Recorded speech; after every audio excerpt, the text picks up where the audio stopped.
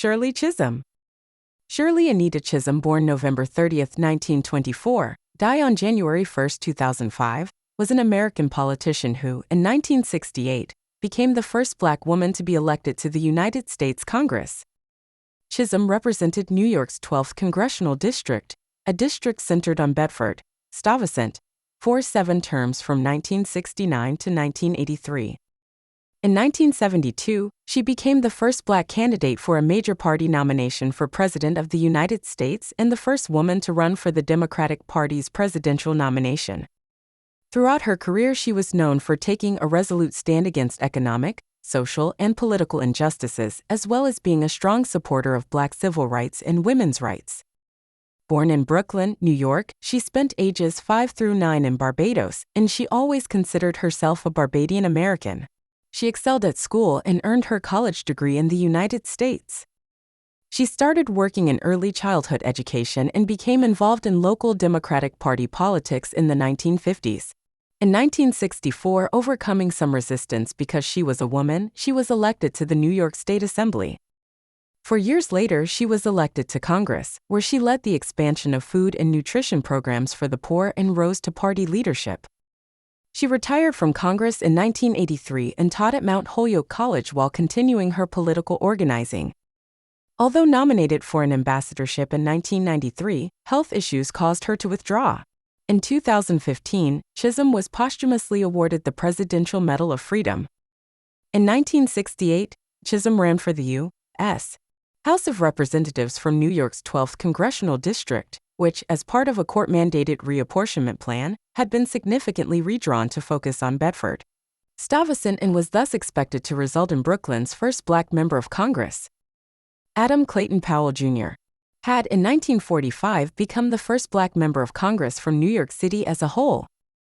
As a result of the redrawing, the white incumbent in the former 12th, Representative Edna F. Kelly, sought re-election in a different district. Chisholm announced her candidacy around January 1968 and established some early organizational support. Her campaign slogan was "Unbought and Unbossed." In the June 18, 1968 Democratic primary, Chisholm defeated 2 other Black opponents, State Senator William S. Thompson and labor official Dolly Robertson. In the general election, she staged an upset victory over James Farmer, the former director of the Congress of Racial Equality, who was running as a Liberal Party candidate with Republican support, winning by an approximately 2-to-1 margin. Chisholm thereby became the first Black woman elected to Congress and was the only woman in the first-year class that year. Speaker of the House John W. McCormick assigned Chisholm to serve on the House Agriculture Committee. Given her urban district, she felt the placement was irrelevant to her constituents. When Chisholm confided to Representative M. Schneerson that she was upset and insulted by her assignment, Schneerson suggested that she use the surplus food to help the poor and hungry. Chisholm subsequently met Bob Dole and worked to expand the food stamp program. She later played a critical role in the creation of the Special Supplemental Nutrition Program for Women, Infants, and Children, WIC, program. Chisholm would credit Schneerson for the fact that so many poor babies now have milk and poor children have food. Chisholm was then also placed on the Veterans Affairs Committee. Soon after, she voted for Hale Boggs as House Majority Leader over John Conyers. As a reward for her support, Boggs assigned her to the much-prized Education and Labor Committee, which was her preferred committee. She was the 3rd highest-ranking member of this committee when she retired from Congress. Initially, Chisholm only hired women for her office, half of them were Black. In later years, she did hire some men for both her Washington office and the one in her Brooklyn district. Chisholm said that she had faced much more discrimination during her New York legislative career because she was a woman then for her race. In 1971, Chisholm served as a founding member of both the Congressional Black Caucus and the National Women's Political Caucus. In January 1971, Chisholm was one of 74 U.S. representatives to co-sponsor the House version of the Health Security Act, a bipartisan universal health care bill that supported the creation of a government health insurance program to cover every person in America. In May 1971, Chisholm and fellow New York Congresswoman Bella Abzug introduced a bill to provide $10 billion in federal funds for child care services by 1975. A less expensive version introduced by Senator Walter Mondale eventually passed the House and Senate as the Comprehensive Child Development Bill, but it was vetoed by President Richard Nixon in December 1971, who said that it was too expensive and would undermine the institution of the family.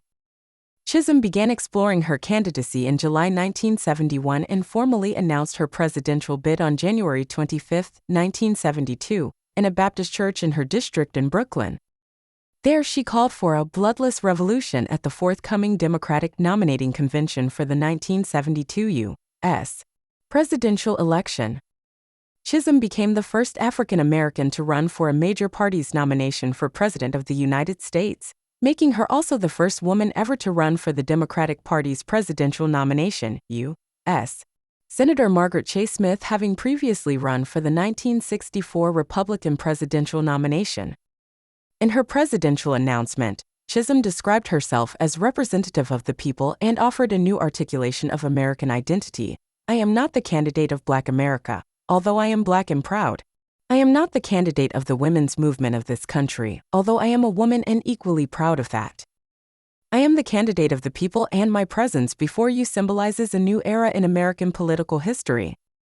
Her campaign was underfunded, only spending $300,000 in total. She also struggled to be regarded as a serious candidate instead of as a symbolic political figure. The Democratic political establishment ignored her, and her Black male colleagues provided little support. She later said, when I ran for the Congress, when I ran for president, I met more discrimination as a woman than for being Black. Men are men. In particular, she expressed frustration about the Black matriarch thing, saying, they think I am trying to take power from them. The Black man must step forward, but that doesn't mean the Black woman must step back. Her husband, however, was fully supportive of her candidacy and said, I have no hang-ups about a woman running for president. Security was also a concern, as, during the campaign, 3 confirmed threats were made against her life. Conrad Chisholm served as her bodyguard until U.S. Secret Service protection was given to her in May 1972. Overall, she won 28 delegates during the primaries process itself. Chisholm's base of support was ethnically diverse and included the National Organization for Women. Betty Friedan and Gloria Steinem attempted to run as Chisholm delegates in New York.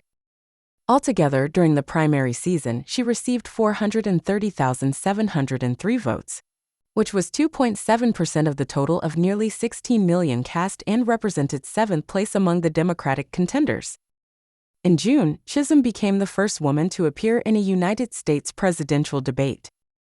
At the 1972 Democratic National Convention in Miami Beach, Florida, there were still efforts taking place by the campaign of former Vice President Hubert Humphrey to stop the nomination of Senator George McGovern for president. After that failed and McGovern's nomination was assured, as a symbolic gesture, Humphrey released his Black delegates to Chisholm. This, combined with defections from disenchanted delegates from other candidates, as well as the delegates that she had won in the primaries, gave her a total of 152 first ballot votes for the presidential nomination during the July 12 roll call. Her precise total was 151.95. Her largest support overall came from Ohio, with 23 delegates, slightly more than half of them white, 65, even though she had not been on the ballot in the May 2 primary there. Her total gave her 4th place in the roll call tally, behind McGovern's winning total of 1,728 delegates. Chisholm said she ran for office in spite of hopeless odds, to demonstrate the sheer will and refusal to accept the status quo. By the time of the National Convention, the Loyalists were seated following a credentials challenge, and their delegates were characterized as mostly supporting McGovern, with some support for Humphrey. During the convention, some McGovern delegates became angry about what they saw as statements from McGovern that backed away from his commitment to end U.S. involvement in Southeast Asia and cast protest votes for Chisholm as a result. During the actual balloting, Mississippi went in the first half of the roll call and cast 12 of its 25 votes for Chisholm, with McGovern coming next with 10 votes. During the campaign, the German filmmaker Peter Lilienthal shot the documentary film Shirley Chisholm for president for the German television channel ZDF. Her husband, Arthur Hardwick, died in August 1986. Chisholm moved to Florida in 1991.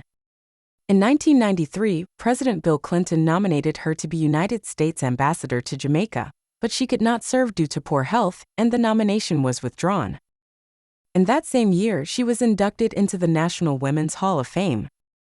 Chisholm died on January 1, 2005, at her home in Ormond Beach, Florida. Her health had been in decline after she had suffered a series of small strokes the previous summer. At her funeral held in Palm Coast, Florida, the minister said that Chisholm had brought about change because she showed up, she stood up, and she spoke up. She is buried in the Birchwood Mausoleum at Forest Lawn Cemetery in Buffalo, where the legend inscribed on her vault reads, "Unbought and Unbossed." In February 2005, Shirley Chisholm 72, Unbought and Unbossed, a documentary film, aired on U.S. public television. It chronicled Chisholm's 1972 bid for the Democratic presidential nomination. It was directed and produced by independent African-American filmmaker Shola Lynch. The film was featured at the Sundance Film Festival in 2004. On April 9, 2006, the film was announced as a winner of a Peabody Award. In 2014, the first biography of Chisholm for an adult audience was published, Shirley Chisholm, Catalyst for Change, by Brooklyn College history professor Barbara Winslow, who is also the founder and first director of the Shirley Chisholm Project. Until then, only several juvenile biographies had appeared. Chisholm's speech for the Equal Rights Amendment, given in 1970, is listed as number 91 in American Rhetoric's top 100 speeches of the 20th century. Thanks for watching HerStory channel. Don't forget to like the video and subscribe our channel.